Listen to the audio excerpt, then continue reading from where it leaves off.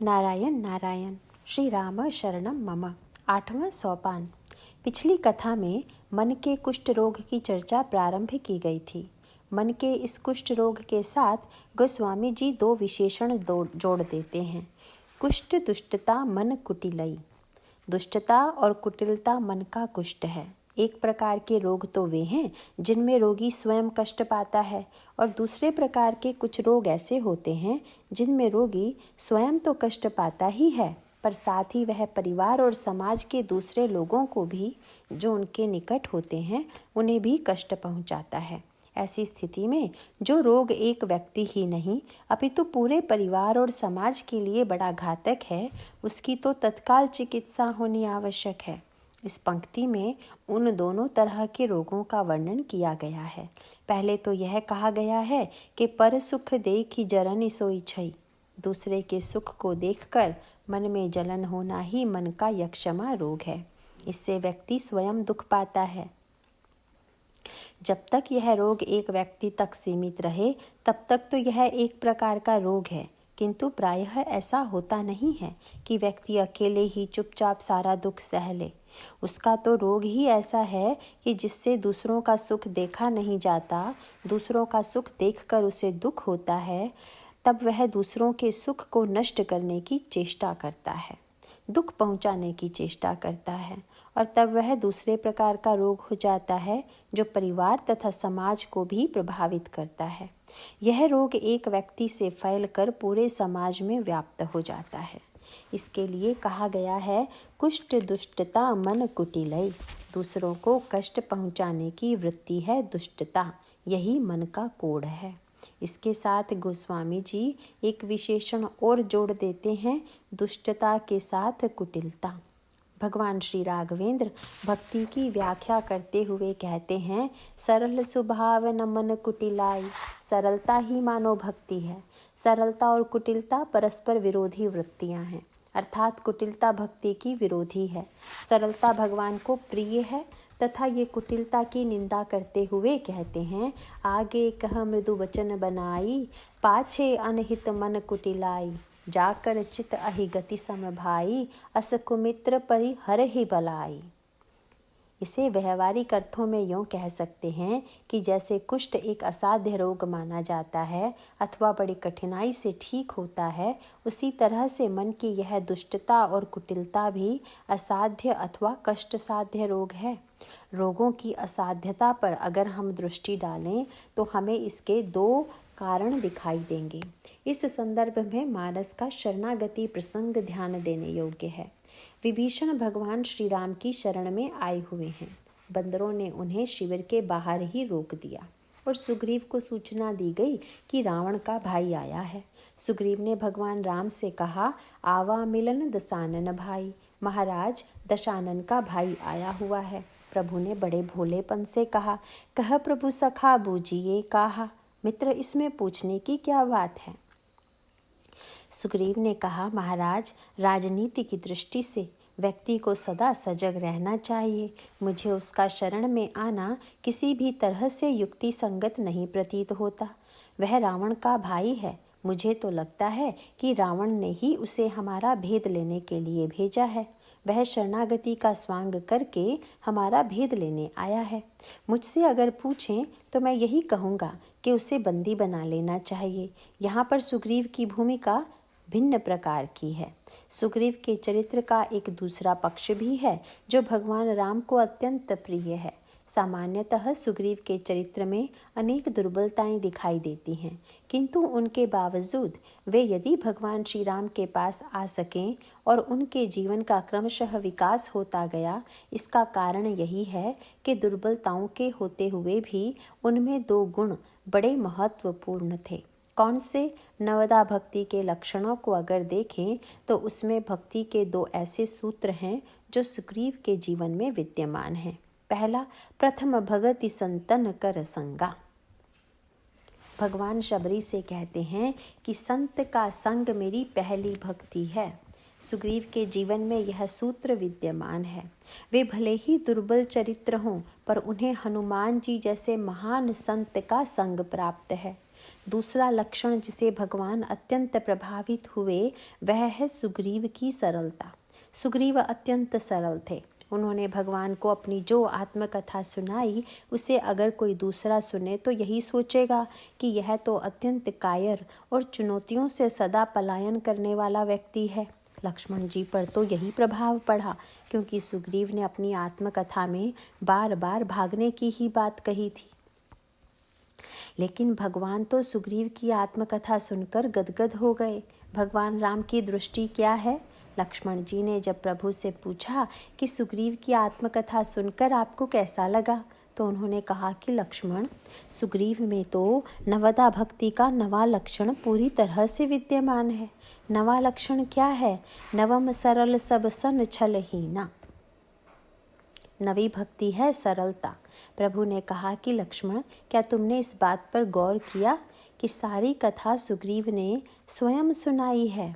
सुग्रीव के संबंध में ये बातें अगर कोई दूसरा सुनाता तो सुनकर मुझे आश्चर्य न हुआ होता, परंतु स्वयं सुनाते समय सुग्रीव यदि चाहते तो अपने चरित्र को इस पद्धति से भी रख सकते थे कि जिससे उनकी अपनी दुर्बलताएं प्रकट ना हो पाती, लेकिन बड़ी सरलता से उन्होंने अपनी दुर्बलताओं को स्वीकार किया है। यह बड़ी महत्वपूर्ण बात है। भक्ति शास्त्र में इसे अत्यधिक महत्व दिया गया है। व्याख्या के रूप में इसे कह सकते हैं कि व्यक्ति अगर रोगी है तो पुनः स्वस्थता प्राप्त करने के लिए उसमें सबसे अधिक महत्वपूर्ण गुण कौन होना चाहिए? रोग तो किसी न किसी भूल अथवा कुपथ्य का ही परिणाम होता है। इसीलिए रोगी के लिए सबसे अधिक महत्वपूर्ण बात यह है कि वह वैद्य के समक्ष अत्यंत सरल और निष्कपट भाव से अपनी भूल बता दे। अभिप्राय यह है कि कुछ लोग ऐसे भी हैं जो बड़े घृणित होते हैं और उनके मूल कारण भी बड़े जघन्य होते हैं। ऐसे रोगों का वर्णन करने में रोगी को संकोच होता है और वह उसे छिपाने का प्रयत्न करता है। ऐसी परिस्थिति में परिणाम क्या होता है? जिस रोगी में छिपाने की वृत्ति होती है उसका रोग असाध्य हो जाता है। इसलिए रोगी का सर्वोत्कृष्ट गुण यही है कि वह वैद्य के सामने अपने आप को पूरी तरह से खोल कर रख दे। जिस भूल या गलती के कारण उसे रोग हुआ है उसे सरलतापूर्वक स्वीकार करके निष्कपट भाव से वैद्य को बता दे। यही रोगी के स्वस्थ होने का सर्वोत्कृष्ट उपाय है। भगवान को लगा कि सुग्रीव के चरित्र का सर्वोत्तम लक्षण यही है कि इनके चरित्र में रंच मात्र भी दुराव छिपाव की वृत्ति नहीं है और वे निरंतर संत का आश्रय लिए हुए हैं। उन्होंने पूरी निश्चलता के साथ अपनी अंतःकरण की दुर्बलताओं को खोलकर रख दिया है। ऐसी स्थिति में इसकी स्वस्थता का सारा भार अब मेरे ऊपर है। रोगी जब वैद्य के सामने अपने दोषों को पूरी तरह से खोल कर रख देता है तब उसकी चिकित्सा करके उसे स्वस्थ बनाने का सारा भार वैद्य पर आ जाता है। सचमुच इन्हीं दो गुणों के कारण प्रभु सुग्रीव पर रीझ गए थे, परंतु सुग्रीव के अंतःकरण में अभी भी विषय सुख की लालसा छिपी हुई है। अनुकूलता पाते ही वे भोग में डूब गए। प्रभु का आश्रय पाकर सुग्रीव निर्भय हो गए और प्रभु को भूल गए। 4 महीने बीत गए पर सुग्रीव को प्रभु की याद नहीं आई।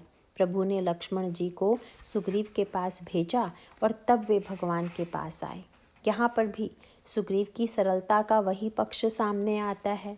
वे चाहते तो भगवान के सामने आकर बहाने बना सकते थे कि वे राजकाज में इतना व्यस्त थे कि जानकी जी का पता लगाने को समय ही नहीं मिला, लेकिन उन्होंने ऐसा बिल्कुल नहीं किया।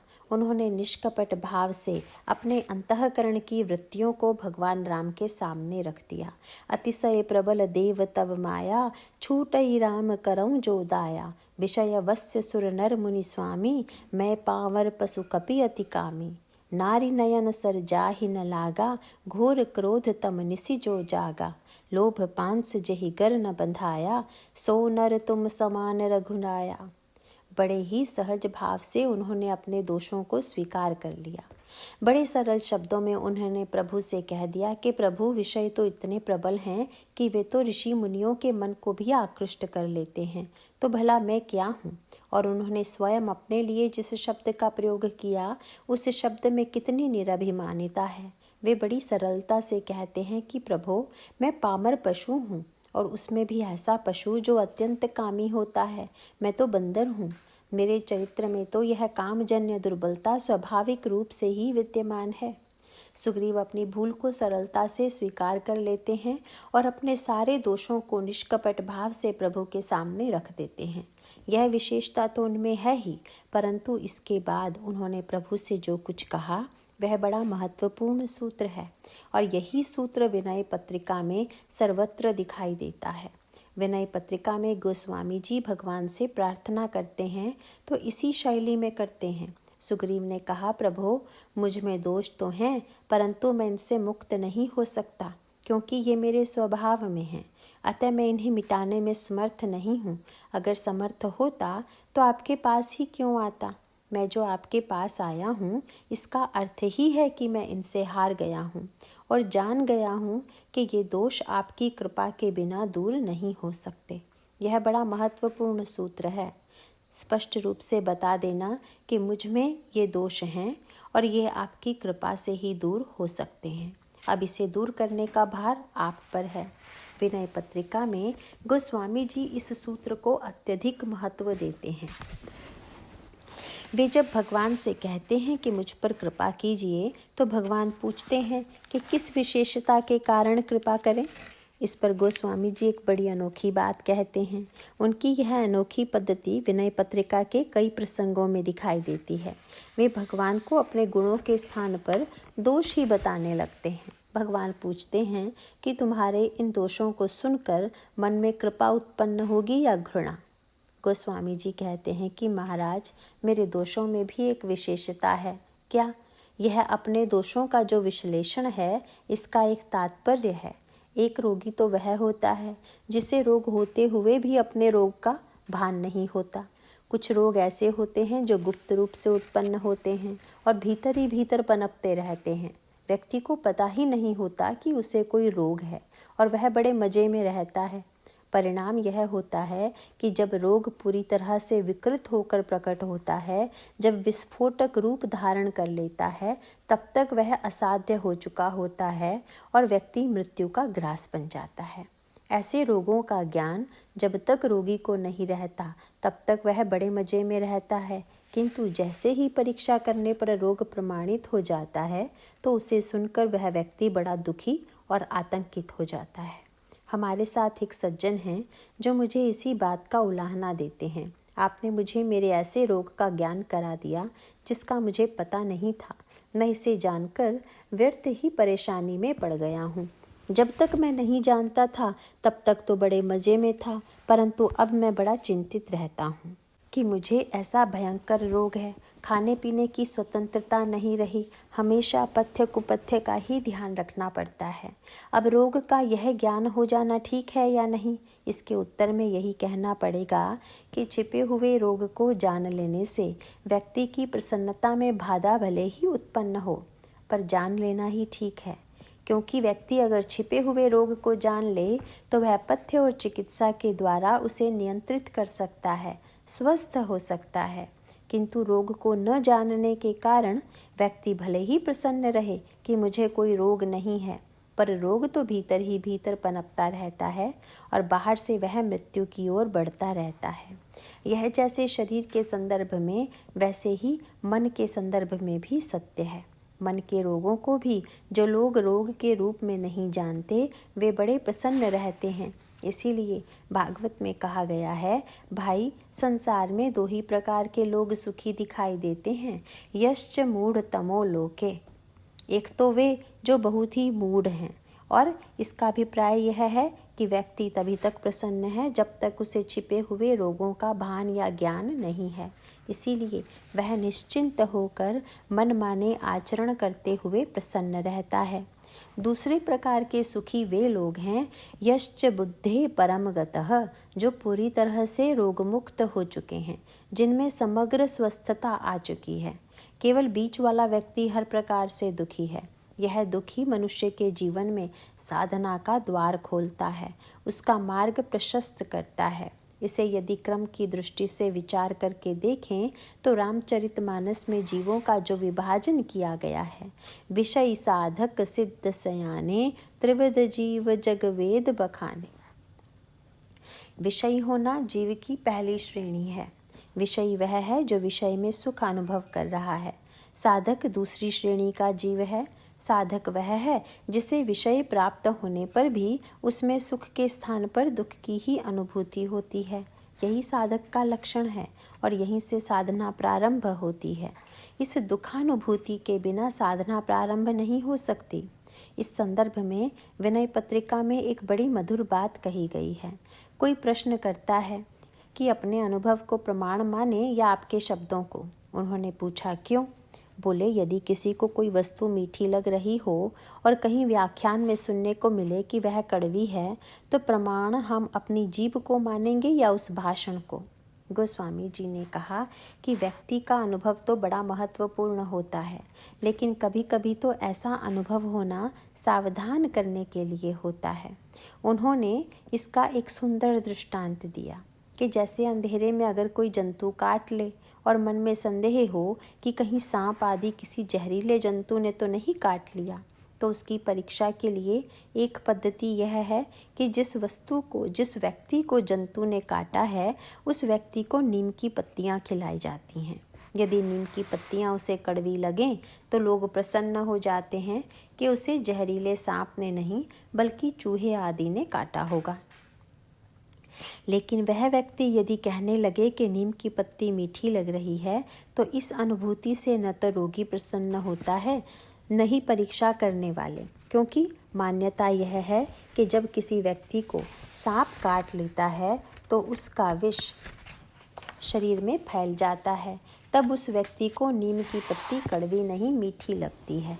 अतः नीम की पत्ती कड़वी लगने के स्थान पर मीठी लगने से जैसे व्यक्ति स्वयं और अन्य लोग भी समझ लेते हैं कि इसे किसी जहरीले विषैले सर्प ने काट लिया है, अब इसकी चिकित्सा होनी चाहिए। गोस्वामी जी कहते हैं कि इसी प्रकार इस संसार का विषय भी नीम के पत्ते के समान कड़वा है। अब यह कड़वा विषय अगर आपको मीठा लग रहा है तो इस मिठास की अनुभूति से आप प्रसन्न ना हो, इसे आप सत्य प्रमाण न माने, क्योंकि काम भुजंग डसत जब जाही, विषय नीव कटु लगत न ताही। अगर विषय में कड़वाहट के स्थान पर मिठास की अनुभूति हो रही है तो आप निश्चित समझ लीजिए कि आपको काम सर्प ने डस लिया है। नीम की पत्ती मीठी लगने पर व्यक्ति यह सोचकर प्रसन्न नहीं होता कि वह पत्ती जो सदा कड़वी लगती थी आज मीठी लग रही है, बल्कि वह तो आतंकित हो जाता है कि मुझे जरूर सांप ने काटा है, यथाशीघ्र चिकित्सा की व्यवस्था होनी चाहिए ताकि रोग दूर हो जाए, विष उतर जाए।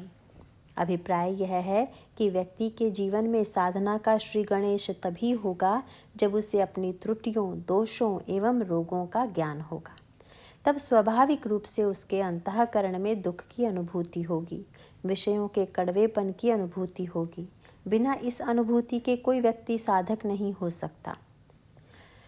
शरीर के समान ही मन के संदर्भ में भी व्यक्ति को जब अपने रोगों का ज्ञान होता है तब उसके अंतःकरण में बड़ी व्याकुलता होती है, लेकिन यहाँ भी बड़ी सावधानी की आवश्यकता होती है, और वह यह है कि रोग का ज्ञान हो जाने के बाद व्यक्ति अगर 24 घंटे रोग का ही चिंतन करता रहे कि हाय मुझे यह कैसा रोग हो गया सांप के काट लेने पर, यदि कोई व्यक्ति इतना अधिक आतंकित हो जाए कि दवा करने के बजाय केवल यही कल्पना करता रहे कि अब तो मैं बचूंगा नहीं, तो उसका परिणाम क्या होगा? यही कि वह विष से मरने के स्थान पर आतंक से पहले ही मर जाएगा।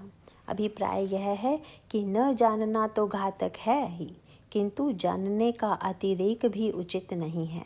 उचित तो यही है कि व्यक्ति अपने रोग को जाने और उस रोग के निवारण का उपाय करे।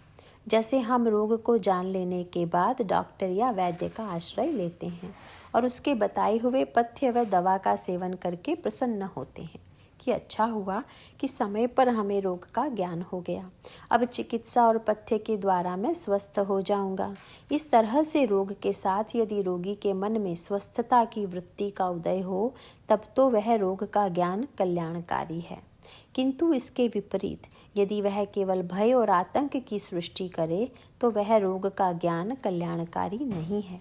इसीलिए साधक के जीवन में स्वदोष दर्शन से यह जो दीनता की वृत्ति आती है, वह साधक को विनत होकर सद्गुरु वैद्य के पास जाने की, साधना अथवा चिकित्सा के लिए प्रस्तुत होने की प्रेरणा देने वाली हो, न कि आत्महत्या की। साधक के दैन्य का अभिप्राय है अभिमान शून्यता, निश्चलता और निष्कपटता।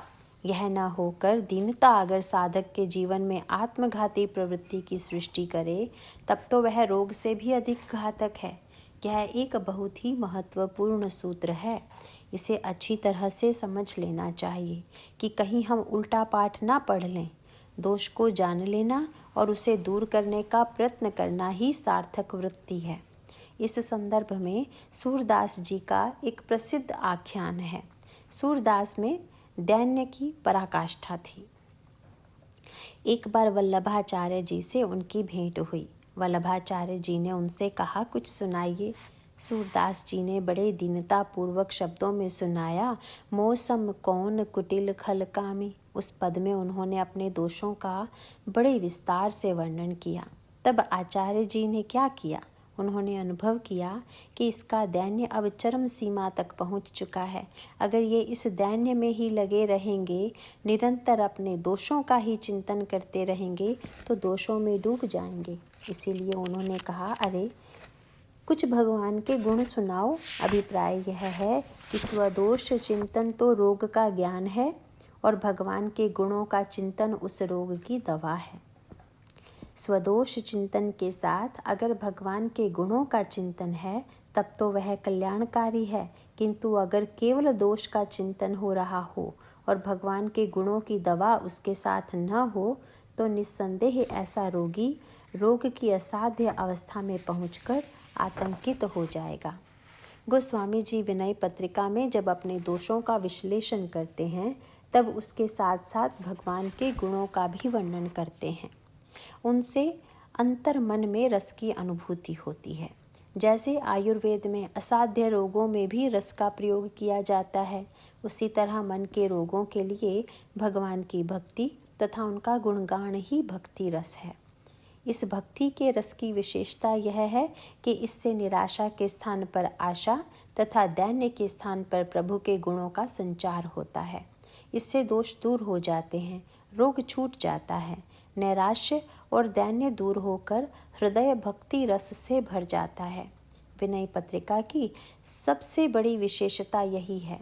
मन के रोग और उसकी चिकित्सा के संदर्भ में ऐसे उपादेय ग्रंथ बहुत कम ही होंगे। मैं तो कहूँगा कि रामचरितमानस की अपेक्षा विनय पत्रिका में मानस रोगों का कहीं अधिक सूक्ष्म विश्लेषण है। उनमें मन के रोगों की प्रत्येक स्थिति का सूक्ष्मतम विश्लेषण किया गया है। इसीलिए विनय पत्रिका पढ़ने में सभी लोगों को रस नहीं आता। कई लोग तो उसके दैन्य से घबराहट होती है, और जैसे कि पहले कहा जा चुका है, कभी कभी तो उल्टा पाठ पढ़ जाने से परिणाम भी उल्टा निकलने लगता है। हमारे परिचित एक डिप्टी कलेक्टर थे। उन्होंने अपना एक मनोरंजक संस्मरण सुनाया। जब वे प्रयाग विश्वविद्यालय में पढ़ते थे, तो कहीं से उन्हें चिकित्सा विज्ञान का एक ऐसा ग्रंथ मिला जिसमें रोगों के लक्षण लिखे हुए थे। एक रोग के लक्षणों को पढ़कर उन्हें लगा कि ये सारे लक्षण तो मुझ में हैं। बेचारे घबराए। दूसरे ही दिन डॉक्टर के पास जाकर कहने लगे कि मुझे यह रोग हुआ है। सुनकर डॉक्टर को बड़ी हंसी आई। बोले कि आपको कैसे पता चला कि आपको यह रोग हुआ है? उन्होंने कहा कि एक पुस्तक में मैंने पढ़ा है कि इस रोग के ये लक्षण हैं और वे सभी मुझ में विद्यमान हैं। डॉक्टर खूब हंसे और बोले, भाई, किताब में आपने रोग के लक्षण तो पढ़ लिए, पर आगे नहीं पढ़ा। पाठ पूरा नहीं हुआ। उसी में आगे लिखा हुआ है कि यह रोग केवल गर्भवती स्त्रियों को ही होता है। अभिप्राय यह है कि इस तरह का अधूरा पाठ था। उल्टा पाठ बड़ा घातक होता है। विनय पत्रिका मानस रोगों की चिकित्सा का एक परिपूर्ण विज्ञान है। उसमें एक ओर तो जहाँ रोगों के लक्षण, उनका सूक्ष्म विश्लेषण तथा निदान प्रस्तुत किया गया है, वहीं उनकी सटीक चिकित्सा तथा अचूक औषध का निर्देश भी है। किंतु उसे समग्र रूप से न पढ़कर यदि कोई केवल रोग के लक्षणों को पढ़ ले और वे लक्षण स्वयं उसके जीवन में दिखाई दे जाएं, तो हो सकता है कि इससे उनके अंतःकरण में भय, आतंक तथा निराशा का उदय हो। किंतु विनय पत्रिका में उन पदों को यदि हम आदि से अंत तक पढ़ें तो देखेंगे कि दैन्य से प्रारंभ होने पर भी पदों की समाप्ति नैराश्य में नहीं बल्कि एक ऐसी परिपूर्णता, एक ऐसी आस्था तथा विश्वास में होती है जहाँ सारे रोगों का समूल नाश होता है तथा पूर्ण स्वस्थता का लाभ होता है। गोस्वामी जी की विनय पत्रिका पठनीय है। यह साधकों के लिए एक श्रेष्ठ ग्रंथ है। इसमें गोस्वामी जी की एक विशिष्ट शैली है। जैसे कि एक पद में वे भगवान से प्रार्थना करते हैं, कीजई मोको जम जात नामई। यह पहला वाक्य है। यहीं से प्रारंभ करते हैं, प्रभु मुझे यम यातना में डाल दीजिए। नरक में भी जो सबसे भीषण यातना होती है उसे यम यातना कहते हैं। कई लोग तो डर के मारे नहीं पढ़ते होंगे। कहीं तो हम भगवान जी से सुख संपत्ति मांग रहे हैं और कहाँ तुलसीदास जी कह रहे हैं कि हमें नरक में डाल दीजिए। भगवान से प्रार्थना नरक से छुड़ाने के लिए की जाती है कि नरक में डालने के लिए। लेकिन इस पद की विशेषता क्या है? जिस समय वे कहते हैं मुझे नरक में डाल दीजिए, उस समय उनकी वृत्ति क्या है? वे अपने रोगों के एक एक लक्षण बड़ी बारीकी से देख रहे हैं। शरीर के संदर्भ में जैसे अणुवीक्षण यंत्र के द्वारा रोगाणुओं को हजारों गुना बढ़ाकर उसे बड़ी सूक्ष्मता से निरीक्षण किया जाता है, उसी तरह मन के रोगों में भी गोस्वामी जी की दृष्टि की विशेषता यही है कि वे अपने दोषों को इतना बड़ा बनाकर देखते हैं कि ताकि उन्हें पूरी तरह समझ लेने में कोई कमी ना रह जाए। सामान्यतः हम अपने रक्त को देखकर भी उसमें छिपे हुए रोगाणुओं को नहीं देख पाते, किंतु चिकित्सक जब उसे यंत्र के द्वारा हजारों गुना बढ़ा करके देखते हैं तब वे सूक्ष्मतम जीवाणु दिखाई दे जाते हैं। इसमें ध्यान देने योग्य बात यह है कि रोगी के रक्त अथवा अन्य वस्तुओं में जब रोगाणु पकड़ में नहीं आते तो चिकित्सक इससे प्रसन्न नहीं होता कि चलो कोई रोग नहीं है। रोग तो प्रत्यक्ष है पर उसका कारण पकड़ में नहीं आया। इससे रोग का निर्णय करने में कठिनाई होती है और ठीक दवा का चुनाव करना भी कठिन होता है। शरीर चिकित्सा विज्ञान में आजकल जिसे अणुवीक्षण यंत्र के द्वारा परीक्षा करने की यह शैली साधकों की परंपरा में प्राचीन काल से चली आ रही है। उनके पास भी एक अणुवीक्षण यंत्र होता है। कौन सा? वह यंत्र है मन की अंतर्मुखता और एकाग्रता।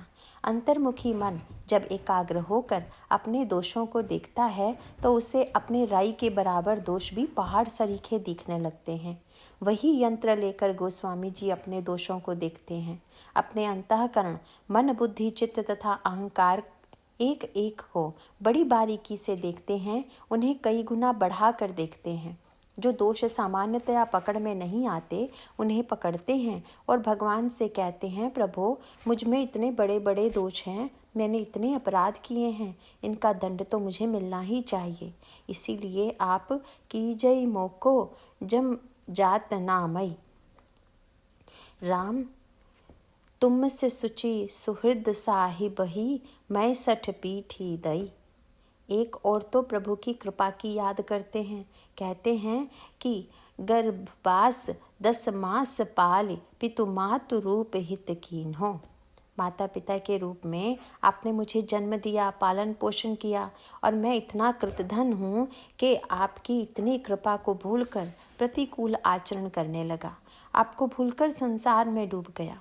जब मेरी दृष्टि इस ओर जाती है तब मुझे लगता है कि इन अपराधों के कारण क्यों ना मुझे यम यातना में डाल दिया जाए।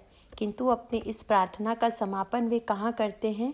कहते हैं कि प्रभु मैं जानता हूँ कि आप मेरी इस प्रार्थना को स्वीकार नहीं कर सकेंगे। क्यों? कहते हैं, एतेहु पर हित करत नाथ मेरी, करी आए अरु करी हई। आरंभ तो हुआ कि जय मोको जम जात नामई से, और अंत में कहते हैं, हे प्रभु मैं समझ गया, भले ही मैं अपने दोष आपसे कहूँ, किंतु आपका स्वभाव ऐसा है कि इतने पर भी आप मेरा हित ही करते आए हैं, कर रहे हैं, और आप अपने इस स्वभाव को छोड़ ही नहीं सकते, इसीलिए आगे भी करते रहेंगे। एक अन्य पद में गोस्वामी जी ने भगवान से कहा, आप प्रसन्न होकर मुझ पर कृपा करें। प्रभु ने कहा, किस विशेषता पर प्रसन्न होकर करूं? गोस्वामी जी ने कहा कि गुण तो मुझ में है ही नहीं, सब दोष ही दोष हैं, और गिनाने लगे। प्रभु बोले, इन सब दोषों को देखकर भला कौन प्रसन्न होगा? उन्होंने कहा कि आप चाहें तो एक बात पर प्रसन्न हो सकते हैं। किस बात पर? इस बात पर कि सब दोष होते हुए भी मैंने कुछ छिपाया नहीं, सब कुछ कह दिया। मैं निज दोष कछु नहीं गोयो। अच्छा, अब चाहते क्या हो? गोस्वामी जी ने कहा कि प्रभु मैं अपने दोषों से हार गया हूँ, अब तो आप ही इन्हें दूर कर सकते हैं, आप मुझे इन दोषों से मुक्त कीजिए। एक और अन्य पद में बड़ी मधुर शैली में कहते हैं कि प्रभु मैं आपको भला दोष कैसे दूं? सारा दोष तो मेरा ही है, कैसे देऊं नाथ ही खोरी। इसमें गोस्वामी जी ने बड़ी सूक्ष्मता से मन का विश्लेषण करते हुए कहा है, काम लोलुप भ्रमत मन हरि भगति परिहरि तोरी। देखिए मेरे मन की क्या दशा है, बहुत प्रीति पुजाई बे पर पूजी बे पे थोरी। मैं दूसरों से तो बहुत सम्मान चाहता हूँ कि लोग मेरी पूजा करें, पर मैं स्वयं कभी किसी की पूजा नहीं करना चाहता। प्रभु मुस्कुराकर बोले कि तुम अपने मन को समझाते क्यों नहीं? बोले, देत सिख सिख यो न मानत मूढ़ता असमुरी। मेरी मूर्खता ऐसी है कि मैं समझकर भी स्वयं को रोक नहीं पाता। अच्छा, कुछ सत्कर्म करते हो या नहीं? इस पर गोस्वामी जी ने बड़ा सुंदर दृष्टांत दिया। करऊँ जो कछु घरों सची पची सुकृत सिला बटोरी।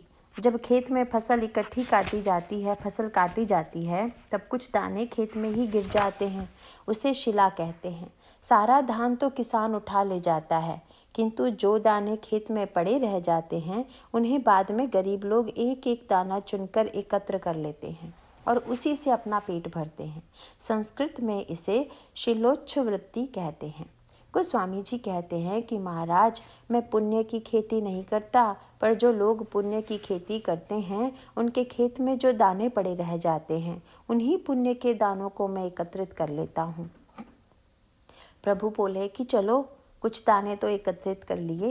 बोले महाराज लेकिन वह भी बचता कहाँ है, उसे भी चोर चुरा ले जाता है। कौन है वह चोर? करऊँ जो कछु घरों सची पची सुकृत सिला बटोरी पैठी उर्बर बस दया निधि दम्भ लेत अंजोरी। महाराज दिखने के लिए जो थोड़ा बहुत पुण्य मैं करता भी हूँ तो वह भी दंभ के कारण नष्ट हो जाता है। मेरे जीवन में सत्कर्म केवल प्रदर्शन मात्र है, सात्विक वास्तविक सत्कर्म नहीं है। बात कहूँ बुनाई बुद्ध ज्यों बर बिराग निचोरी। अब बातें करता हूँ, भाषण देता हूँ, तब तो वैराग्यपूर्ण शब्दों का प्रयोग करता हूँ, परंतु लोभ मन ही नचाव कपिजों गरे आशा डोरी। मेरे मन की दशा ऐसी है कि लोभ मुझे रस्सी से बंधे हुए बंदर की तरह नचा रहा है। गोस्वामी जी एक के बाद एक दोष गिनाने लगे, यह दोष है, यह दोष है। भगवान बोले, तब तो तुम्हें बड़ी निराशा होती होगी कि मुझे प्रसन्न करने योग्य तुम में कोई गुण नहीं है। बोले कि नहीं महाराज, ऐसी बात नहीं है, मेरे इन दोषों में भी एक ऐसी बात है जिसे देखकर आप प्रसन्न हो जाएंगे। क्या? बोले मैं सबको यही बताता फिरता हूँ कि मैं आपका दास हूँ, लोग मुझे इसी नाम से जानते हैं कि मैं आपका हूँ। भगवान बोले, इतने दोष होने पर भी तुम लोगों से ऐसा कहते हो, तुम्हें लज्जा नहीं आती? बोले, एते हूँ पर तुम्हारो कहावत लाज अंचई घोरी। लज्जा को तो मैं घोल कर पी गया हूँ, अब क्या चाहते हो? बोले, निर्लज्जता पर रीझ रघुवर देहु तुलसी ही छोरी। महाराज इतना निर्लज्ज तो आपको कोई मिलेगा नहीं, इसलिए गुण न सही मेरी इस निर्लज्जता पर ही रीझ कर प्रसन्न होकर मुझ पर कृपा कीजिए। देख लीजिए मैंने आपसे कुछ नहीं छिपाया, यही साधक की वृत्ति है। इसका अभिप्राय यह है कि साधक अपने अंतर्मन के दोषों को देखे और सरल तथा निष्कपट भाव से उन दोषों को प्रभु के चरणों में निवेदित कर दे। इससे उसके मन में भगवान के प्रति प्रगाढ़ भक्ति, विश्वास और आस्था बनी रहेगी कि यद्यपि मुझ में दोष है, पर भगवान की भक्ति और कृपा, उनकी कृपा से मेरे सारे दोष दूर हो जाएंगे। सुग्रीव के चरित्र में दुर्बलताएं अवश्य हैं, किंतु उसके साथ ही उसमें विशेषता एक है। छल और कपट की वृत्ति उनमें बिल्कुल भी नहीं है। वे बड़े सरल हैं। भगवान के सामने अपनी सारी दुर्बलताओं को प्रकट करते हुए वे बड़े स्पष्ट शब्दों में कह देते हैं, विषय अबस्य सुर नर मुनि स्वामी, मैं पांवर पशु कपियति कामी, नारी नयन सर जाहि न लागा, घोर क्रोध तम निसि जो जागा, लोभ पांस जहि गर न बंधाया, सो नर तुम समान रघुराया। उन्होंने अपने सारे दोष गिनाए और साथ ही अपनी असमर्थता भी व्यक्त कर दी। यह गुण साधन ते नहीं होई। महाराज, इन बुराइयों का नाश व्यक्ति के पुरुषार्थ से नहीं होता है तो कैसे होता है?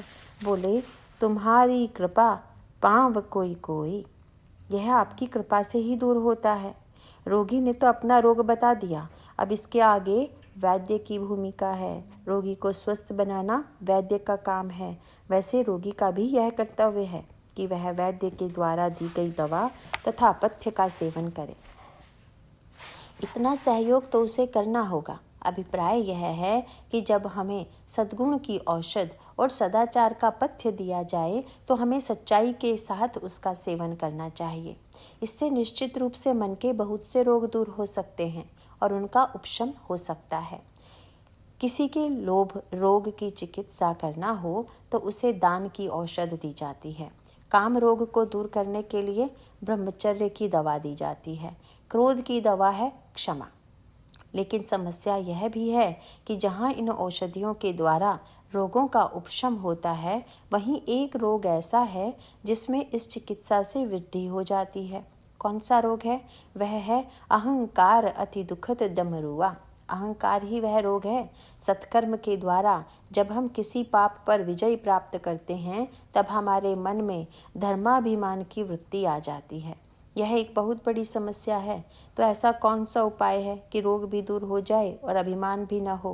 गोस्वामी जी मानस रोगों की चिकित्सा का प्रारंभ ही यहाँ से करते हैं। राम कृपा नाश ही सब रोगा। भगवान की कृपा से ही रोग दूर होते हैं और कर्तृत्व का अभिमान भी दूर हो जाता है। सत्कर्म तो जीवन में करना ही चाहिए, किंतु यह भी जान लेना होगा कि भगवान की कृपा के बिना रोग दूर नहीं होंगे।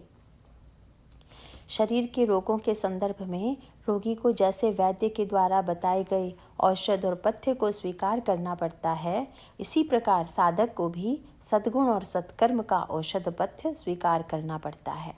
परंतु मन के रोगों के संदर्भ में गोस्वामी जी इतना और जोड़ देते हैं कि साधक के जीवन में साधना की वृत्ति तो स्वीकृति तो अवश्य है, किंतु ये रोग साधना अथवा प्रयत्न से दूर नहीं हो सकते। कहीं वह यह समझने की भूल ना कर बैठे कि मैं अपने प्रयत्न से इन रोगों को दूर कर लूँगा। वे साधक को सावधान कर देते हैं।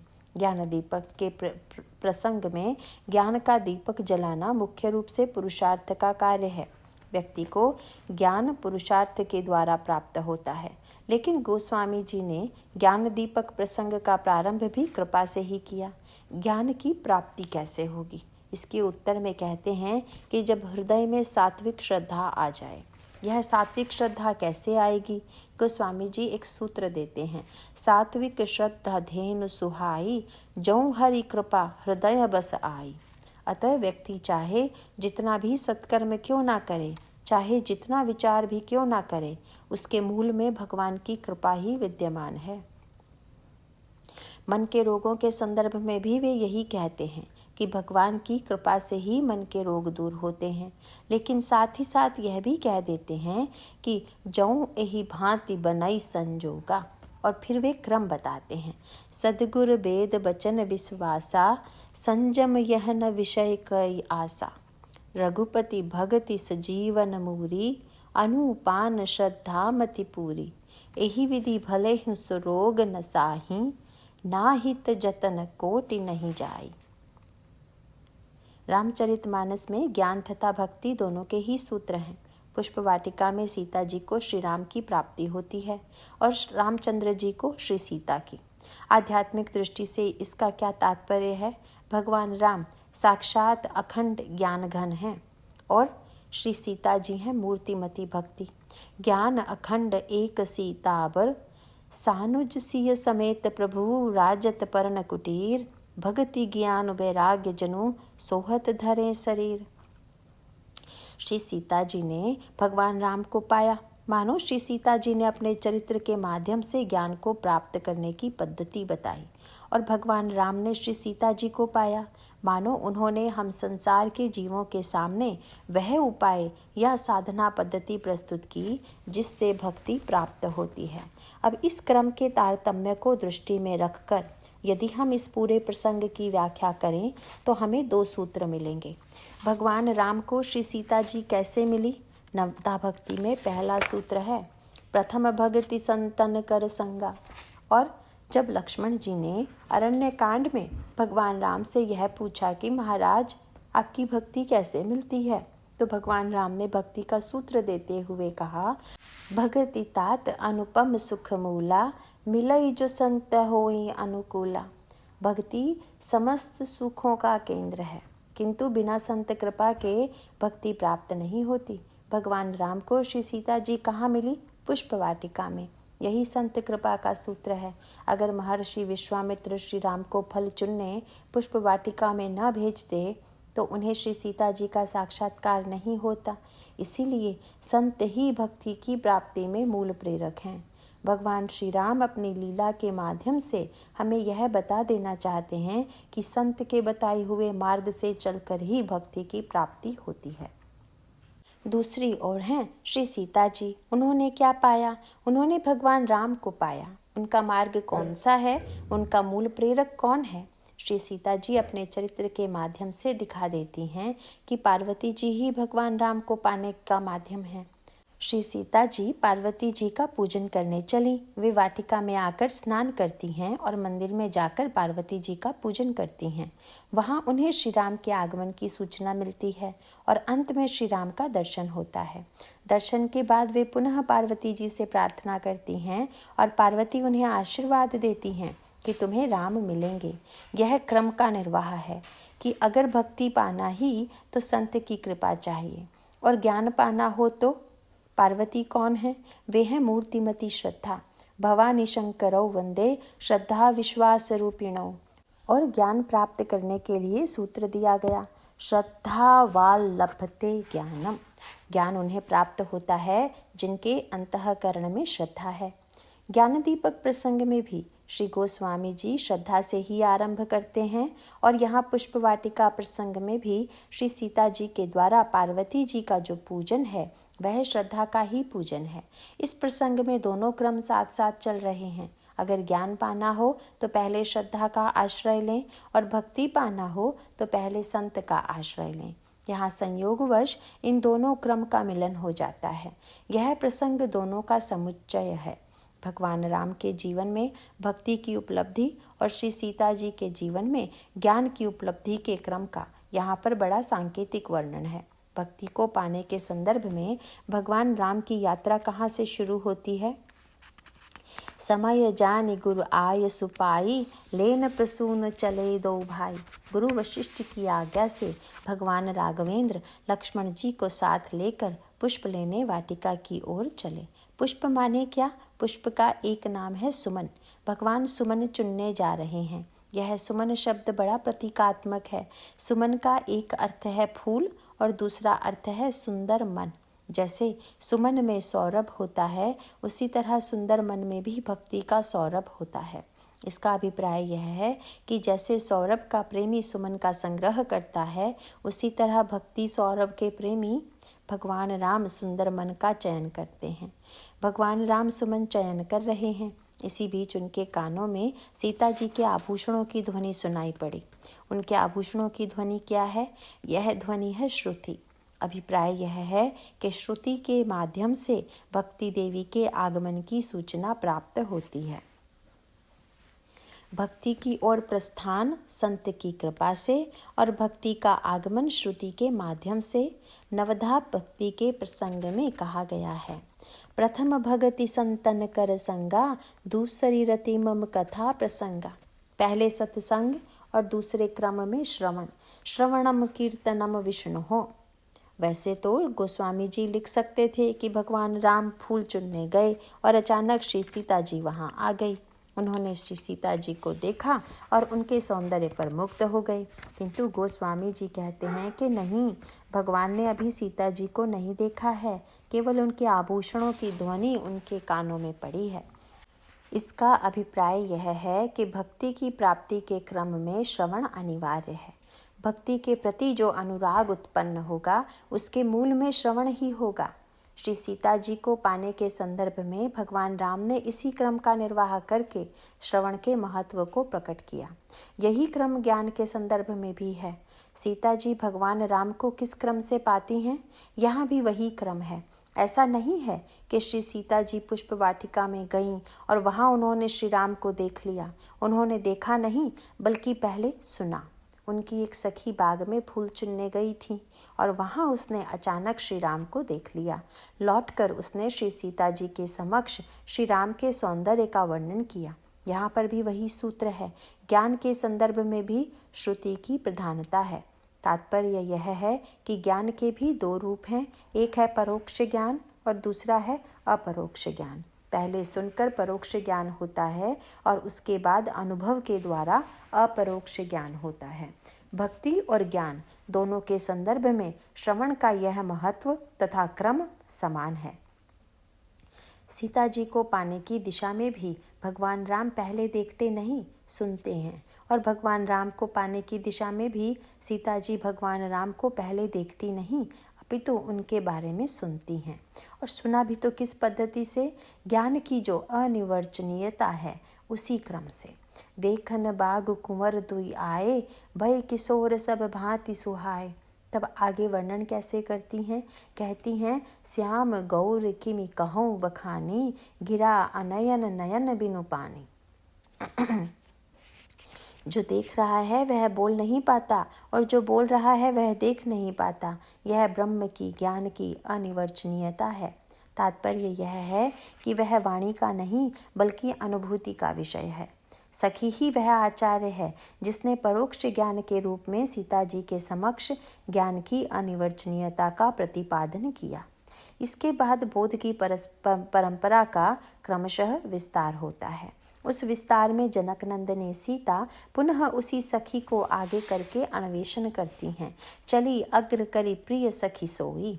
वही सखी सीता जी को लेकर वहां गई जहां पर उसने श्री राम को देखा था, किंतु उन्हें श्री राम वहां नहीं मिले। यह साधना पद्धति का संकेत है। मान लीजिए कि वह सखी श्री सीता जी को लेकर जाती और दिखा देती कि ये रहे राम, तो क्या कमी थी, परंतु श्री राम वहां नहीं मिले। तो इसका सांकेतिक अभिप्राय यह है कि श्री राम यदि वहां मिल जाते जहां उस सखी को मिले थे तो श्री राम की व्यापकता सीमित हो जाती।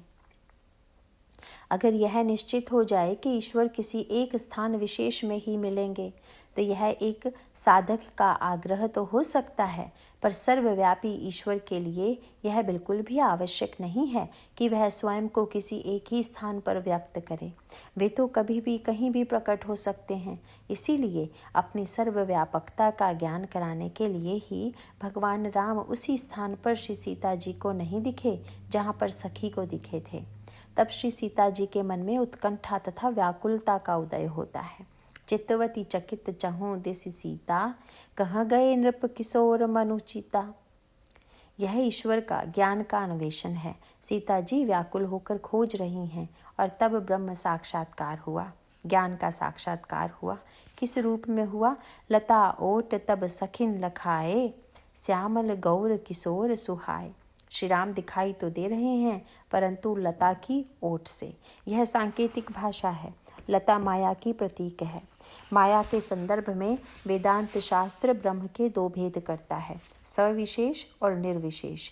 जो लता से आवृत है वह मानो सविशेष ब्रह्म है, और जो लता से अनावृत होकर प्रकट हो जाता है वह निर्विशेष है। इसी क्रम से सीता जी भगवान राम का साक्षात्कार करती हैं और उन्हें अपने हृदय में धारण कर लेती हैं। यही ज्ञान प्राप्ति का क्रम है। ज्ञान प्राप्ति के जितने क्रम हो सकते हैं वे सभी सीता जी के चरित्र से सीखे जा सकते हैं। भक्ति पाने का भी यही क्रम है, पर एक अंतर है। सीता जी ने भगवान राम को पाया, पर उनका मार्ग कुछ लंबा निकला।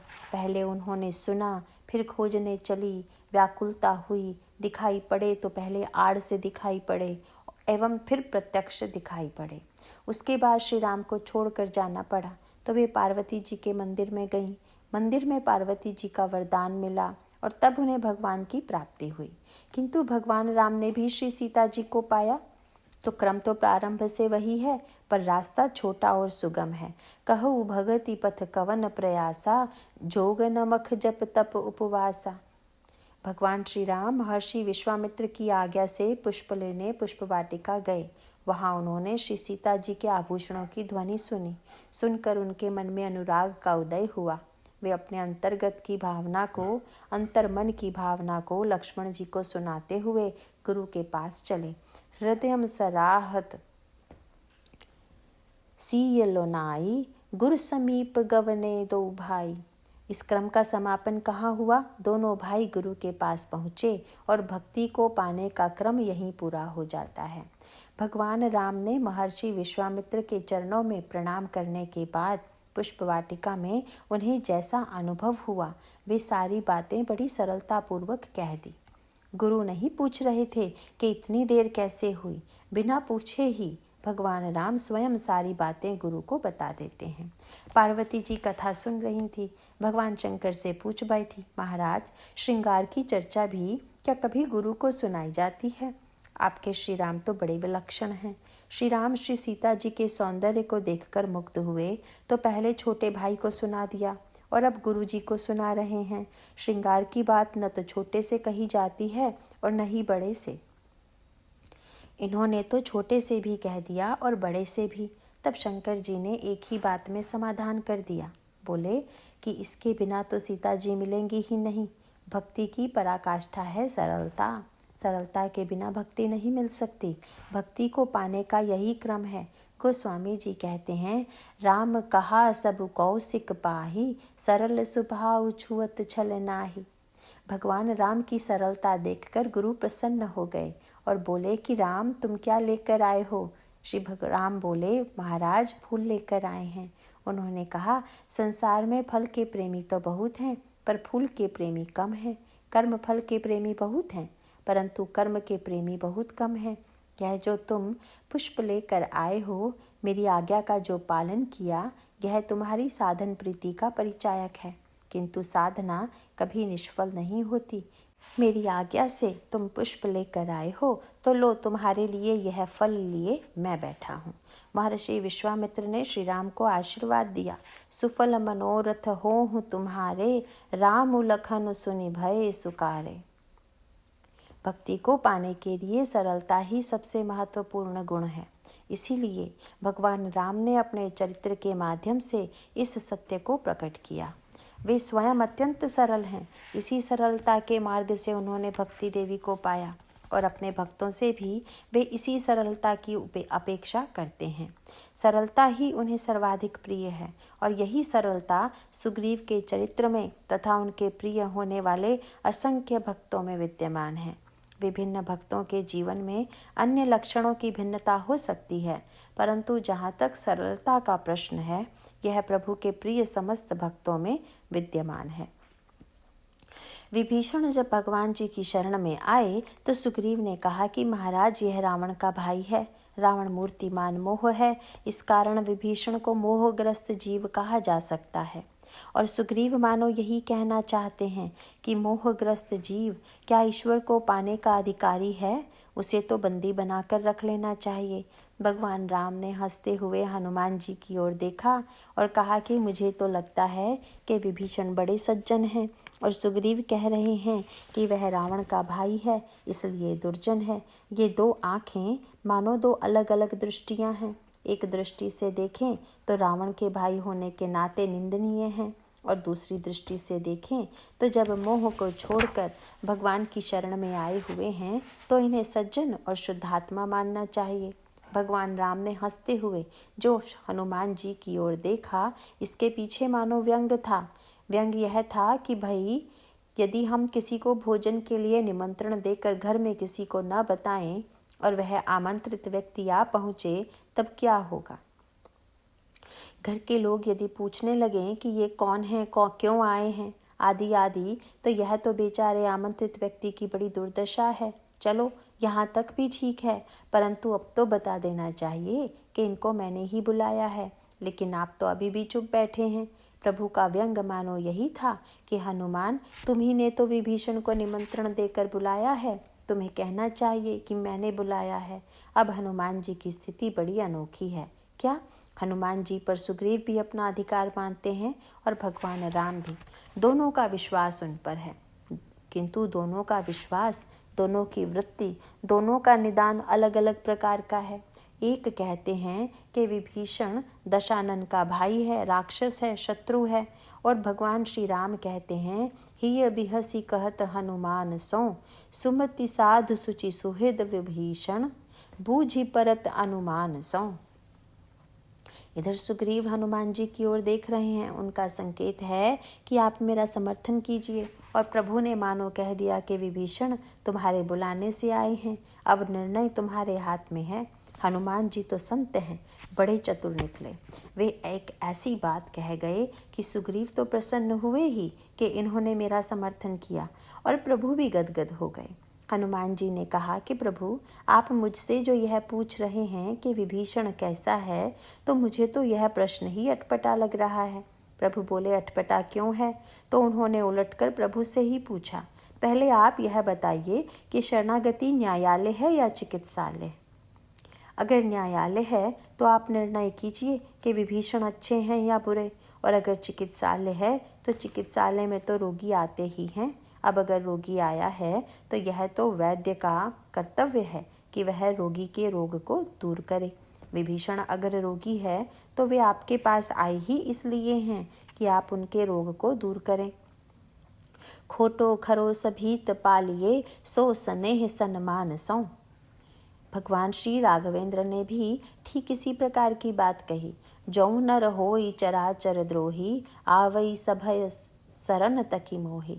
परंतु इतना अवश्य होना चाहिए कि तजी मद मोह कपट छल नाना। अभिप्राय यह है कि अगर मद होगा तो रोगी वैद्य के पास आवेगा ही नहीं, मोह होगा तो उसी भूल को बार बार दोहराएगा, कुपथ्य करेगा और स्वस्थ नहीं हो सकेगा। कपट तथा छल की वृत्ति होगी तो रोगी अपना रोग वैद्य से छिपाएगा। विभीषण जी सचमुच ही इतने सरल हृदय हैं कि अपना परिचय देते हुए वे भगवान से कहते हैं, नाथ दसानन कर मैं भ्राता, निशिचर बंस जन्म सुरत्राता, सहज पाप प्रिय तामस देहा, जथा उलू कही तम पर नेहा। उन्होंने अपने सारे दोष भगवान को बता दिए। भगवान पूछ सकते थे कि इतने दोष हैं तो यहाँ अपने आने का साहस कैसे किया, क्या सोचकर चले आए। विभीषण जी ने तुरंत हनुमान जी की ओर संकेत कर दिया। बोले, श्रवण सुजस सुनी आयऊं, प्रभु भंजन भव भीर। मैं तो, आप हनुमान जी से ही पूछिए कि मैं यहाँ क्यों आया हूँ। ये मुझे आपके विषय में क्या क्या सुना आए हैं। संत ने ही मुझे यह बताया कि चाहे कैसा भी व्यक्ति क्यों न हो, चरण में आने पर प्रभु उसके सारे दोष दूर कर देते हैं। बस प्रभु विभीषण को हृदय से लगा लेते हैं, अपनी शरण में स्वीकार कर लेते हैं। प्रभु की कृपा से विभीषण के जीवन के सारे दोष दूर हो जाते हैं। इसका मूल आशय यह है कि शरीर के संदर्भ में भी कुटिलता तथा छल कपट की वृत्ति बड़ी घातक है, क्योंकि इससे रोग भीतर ही भीतर पनपता तथा फैलता रहता है। और इसी प्रकार मन के रोगों के संदर्भ में भी जिनके हृदय में अपने दोषों को छिपाने की वृत्ति है, वह स्वयं तो कष्ट भोगता ही है, साथ साथ दूसरों में भी उस रोग को फैलाता है। किंतु जो व्यक्ति भगवान के सामने अपने दोषों को बड़ी सरलता से निवेदन करता हुआ प्रार्थना करता है तो उसके जीवन में भगवान की कृपा से भक्ति की सरलता आती है और उसके मन का यह कुष्ठ रोग अर्थात दुष्टता और कुटिलता की वृत्ति दूर हो जाती है। नारायण नारायण।